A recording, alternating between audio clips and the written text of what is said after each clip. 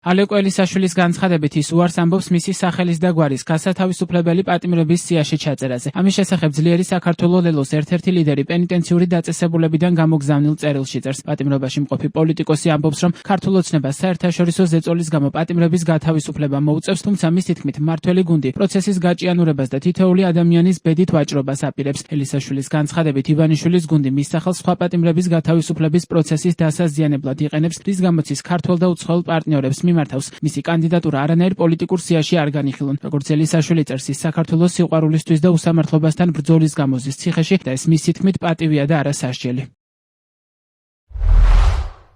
ხედავ რომ ეუთოს მოსკოვის მექანიზმის უმძიმესმა დასკვნამ და განსაკუთრებით რეკომენდაციებმა ამათ ამ მავნებლებს ძალიან მოუჭირათ. ოცნების ხალხს მოხარშულს ვიცნობ და ზუსტად ვგრძნობ, რომ მოუწევთ პოლიტიკური და სინდისის პატიმრების გათავისუფლება. გვაჩვენეთ სიებიო გაიძახიან დღედაღამ, რაც ნიშნავს, რომ აშკარად თავისი სია მზად აქვთ, მაგრამ თითოეულ პატიმარზე ვაჭრობას აპირებენ. ჩემს გვარსაც ახსენებენ და ამბობენ, ეს ტერორისტი როგორ არის პოლიტპატიმარიო. ჩემი გვარის ტრიალი სხვების გათავისუფლების პროცესის გაწელვის და დაზიანებისთვის სჭირდებათ. მე მინდა კოვზი ნაცარში ჩავუგდო და ვთქვა ხმამაღლა. მე ალეკო ელისაშვილი უარს ჩემი სახელის და გვარის გასათავისუფლებელი პატიმრების სიაში ჩაწერაზე. მოუწოდებ ყველას, ქართველს თუ უცხოელს, არ განვიხილოთ პოლიტიკური პატიმრების არანაირ სიაში. მინდა ტყუილ უბრალოდ დატყვევებული ადამიანების გათავისუფლების პროცესს ხელი შევუწყო. ესაა ჩემი პრინციპული პოზიცია. ღმერთია მოწმე, მე არც ჯარისთვის ლუკმა მომიპარავს, არც ოქროს ზოდები უპოვიათ ჩემს სახლში და არც საყაჩაღოდ შევსულ ვარ არსად. საქართველოს სიყვარულისთვის და უსამართლობასთან ბრძოლის გამო ვზივარ ციხეში. ეს პატივია და არა სასჯელი.